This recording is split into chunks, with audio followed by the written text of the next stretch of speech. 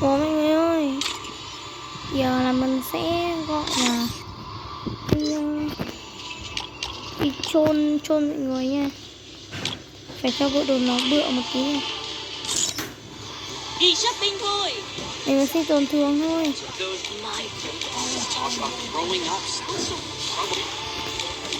Ôi đứa giống cái ngồi, các bạn thấy ai này có giống ai không?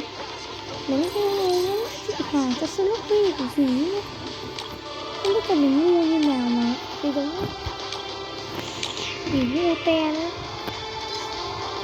Đánh nữa đá vào thằng mồm.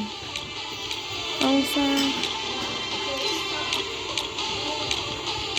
Đấy, con gái mà đứng như này